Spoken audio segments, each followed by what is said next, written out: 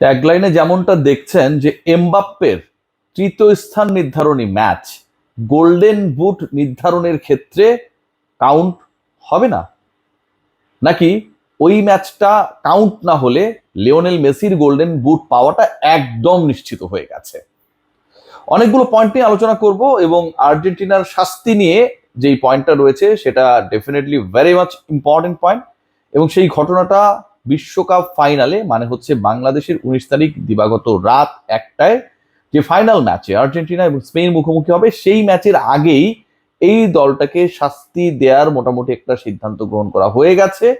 Lionel মেসির golden ball confirm হয়ে গেছে এবং সবকিছু মিলিয়ে এই আলোচনা যখন, ঠিক তখন গোল্ডেন বল নিয়ে আলোচনা করে বুট অ্যান্ড দেন আর্জেন্টিনার শাস্তি এই পয়েন্টে ডিসকাশন করব।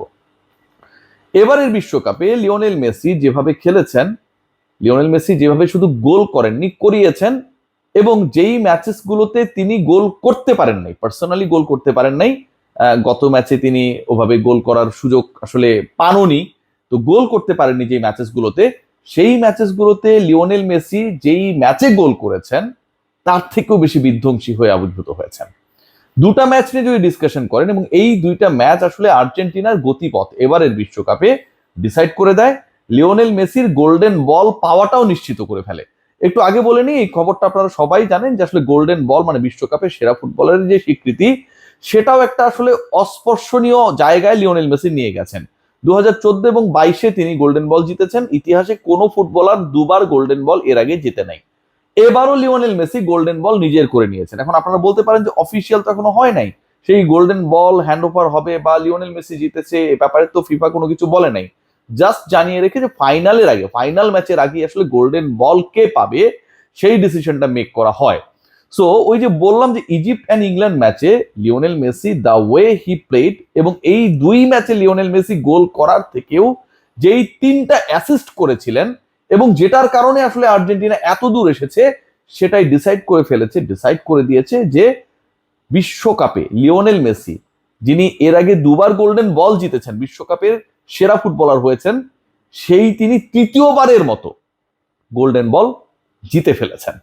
মিশর ম্যাচে আপনারা সবাই জানেন যে 4 মিনিটের ক্যামিও, লিওনেল মেসি প্রথমে অ্যাসিস্ট করলেন, তারপরে গোল করলেন, যেভাবে গোল করিয়েছেন 2-0 পিছিয়ে থাকা দলটা 3-2-তে জিতে গেল এবং লিওনেল মেসি প্রমাণ করে দিলেন যে আসলে তিনি কেন লিওনেল মেসি। এখন মিশর নিয়ে অনেক আলোচনা ছিল যে মিশর তুলনামূলকভাবে দুর্বল টিম, র্যাঙ্কিং অনেক পেছনে, এরকম একটা দলের বিপক্ষে লিওনেল মেসি আর্জেন্টিনা যা করেছে সেটা কি আসলে তাকে ওই গোল্ডেন বল পাওয়ার জন্য বা বিশ্বকাপের সেরা ফুটবলার, সর্বকালের সেরা ফুটবলার কাউন্ট করার জন্য যথেষ্ট না। সো ওই স্টেজটা আসলে তৈরি ছিল সবশেষ ম্যাচের জন্য, যেখানটা ইংল্যান্ডের বিপক্ষে লিওনেল মেসি প্রথম ম্যাচ খেলতে নামলেন। তার পুরো 21 বছরের ক্যারিয়ারে Lionel Messi was unable to play a single international match against England. ওই ম্যাচে লিওনেল মেসি কি করে সবার চোখ ছিল সেখানটায়, কারণ আগের ম্যাচে তো কিলিয়ান এমবাপ্পে কোনো কিছু করতে পারেন নাই। এবারের বিশ্বকাপে যদি কম্পিটিশন দেখেন, হেড টু হেড দেখেন, কে এগিয়ে যাবে এই শ্রেষ্ঠত্বের লড়াইয়ে এবারের বিশ্বকাপের, সেখানটায় লিওনেল মেসি আর এমবাপ্পে যেন একদম পিটাপিটি একটা সিচুয়েশনে ছিল। সো এমবাপ্পে আগের ম্যাচে পারে নাই, খোলস বন্দী ছিলেন, পাসেস ক্রিয়েট করতে পারে নাই, গোল করতে পারে নাই। লিওনেল মেসির জন্য ইংলিশরা এরকম কোনো কিছু একটা জমিয়ে রেখেছে, তাদের গণমাধ্যম, তাদের সাবেক ফুটবলাররা এই ব্যাপারটা মোটামুটি নিশ্চিত করে ফেলেছিল ম্যাচের আগে। লিওনেল মেসি ইংল্যান্ডের বিপক্ষে যা করলেন, right footed pass, accuracy, to the পয়েন্টে বল ড্রপ করালেন, গোল করালেন, এবং তার আগে, মানে আমি সেকেন্ড গোলের কথা বলছি, তার আগে যেভাবে তিনি অসাধারণ একটা এনজোকে দিয়ে গোল করালেন এবং পুরো ডস দিয়ে মনে হচ্ছিল তিনি গোল করতে যাচ্ছেন, পিছিয়ে আসলেন এন্ড দেন ক্রস করলেন। এবারের বিশ্বকাপে ওই দুইটা মোমেন্ট মাত্র 7 মিনিটের ব্যবধানে লিওনেল মেসি 85 থেকে 92 মিনিট পর্যন্ত এই ঘটনাটা ঘটালেন, সেটা ডিসাইড করে দিয়েছে রে ভাই যে লিওনেল মেসি তৃতীয়বারের মতো বিশ্বকাপের টুর্নামেন্টের সেরা ফুটবলার হয়ে গেছে। ভোটিংটা অলরেডি ডান। এখন গোল্ডেন বুট নিয়ে যে আলোচনা, আমি শুরুতেই বলছিলাম যে কিলিয়ান এমবাপ্পে যে থার্ড পজিশনের ম্যাচটা হবে, সেই ম্যাচটা আসলে কাউন্টেবল হবে কিনা, সেখানটায় তো ইংল্যান্ড নামবে এবং ফ্রান্স নামবে।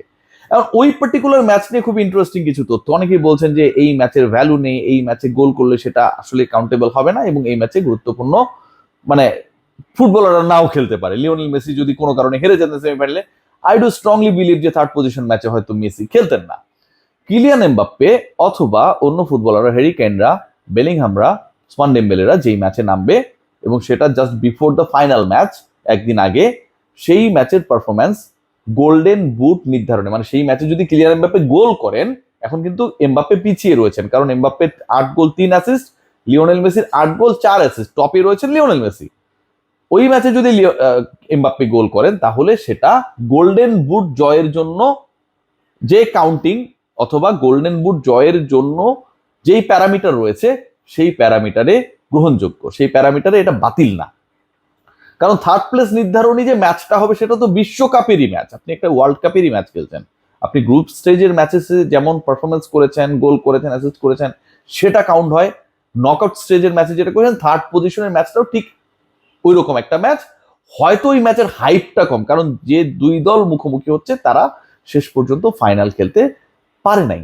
সো ওইখানটা একটা বড় চান্সেস রয়েছে কিলিয়ান এমবাপ্পে অন্তত 1-2 গোল দিয়ে লিওনেল মেসিকে চ্যালেঞ্জ জানানোর, এবং লিওনেল মেসি গোল্ডেন বল তো পেয়েই গেছেন, জাস্ট আনুষ্ঠানিক ঘোষণার অপেক্ষা। গোল্ডেন বুট পাবেন কিনা এটা দুটা ফ্যাক্টরের উপর নির্ভর করবে। একটা হচ্ছে এমবাপ্পে অথবা ডেম্বেলে, হ্যারি কেনরা থার্ড পজিশন নির্ধারণী ম্যাচে, ফ্রান্স ইংল্যান্ডের ম্যাচে কি পারফর্ম করেন, এবং তারা যদি গোল করে ফেলেন, স্পেশালি এমবাপ্পে যদি গোল করে ফেলেন, লিওনেল মেসি ফাইনাল স্পেনের এগেনস্টে গোল করতে পারছেন কিনা। পয়েন্ট নাম্বার 2, যে আর্জেন্টিনার শাস্তির যে ব্যাপারটা নিয়ে আমি কথা বলছি, আর্জেন্টিনাকে শাস্তি মোটামুটি দেয়া হচ্ছে, কারণ ওই যে ফকল্যান্ড দ্বীপ আমাদের সেই পতাকা নিয়ে, সেই ব্যানার নিয়ে উদযাপন করেছিলেন ফুটবলাররা, যেটা ফিফা স্ট্রিক্টলি নিষিদ্ধ করেছিল। এরকম কোনো কর্মকাণ্ড কোনো দল করতে পারবে না, কোনো পলিটিক্যাল অ্যাফিলিয়েশন ফিফা টুর্নামেন্টের মাঝখানে তারা কোনোভাবে দেখাতে পারবে না। এখন এই পয়েন্টের যে অ্যান্সারটা সেটা খুব ক্লিয়ার কাট, যে এটার শাস্তি হচ্ছে এবং ফিফা এটা তদন্ত শুরু করেছে। শাস্তি যেটা অ্যাকর্ডিং টু দ্য লস, এখন পর্যন্ত বিভিন্ন গণমাধ্যম, মানে ন্যাশনাল ইন্টারন্যাশনাল, জানা যাচ্ছে যে $5,000 to $20,000 শাস্তি হতে পারে। মানে সর্বোচ্চ শাস্তিও যদি হয়, AFA, আর্জেন্টিন ফুটবল অ্যাসোসিয়েশন, তাদেরকে মানে অ্যাকর্ডিং টু দা, মানে কি বলবো, ম্যানুয়াল বা অ্যাকর্ডিং টু দা বাইলজ, যে এরকম একটা ঘটনা ঘটলে আসলে কি শাস্তি হতে পারে, বাংলা টাকায় 30 লক্ষ টাকা সর্বোচ্চ শাস্তি হতে পারে। সো এটা নিয়ে টেনসড হবার অথবা হতাশ হবার আমি কোনো কারণ দেখি না। সো যে স্টোরিটা দাঁড়াচ্ছে সেটা হচ্ছে আলটিমেটলি লিওনেল মেসির গোল্ডেন বল হয়ে গেছে, আর্জেন্টিনার শাস্তি হচ্ছে এটা মোটামুটি নিশ্চিত। গোল্ডেন বুট পাবার যে লড়াইটা সেটা ডিপেন্ড করবে এমবাপ্পে এবং অন্যদের পারফরমেন্স থার্ড পজিশন নির্ধারণী ম্যাচে কি থাকে, এবং তারা ভালো করলে লিওনেল মেসি স্পেনের বিপক্ষে গোল পান কিনা। But I do strongly believe এবারের বিশ্বকাপে গোল্ডেন বল, গোল্ডেন বুট এবং ব্যালন ডিওর, যেটা আসলে বিশ্বকাপের পারফরমেন্সে ভিত্তিতেই বিশ্বকাপের বছরে নির্ধারিত হয়, সেটাও লিওনেল মেসি পেতে যাচ্ছেন। সবাই ভালো থাকবেন।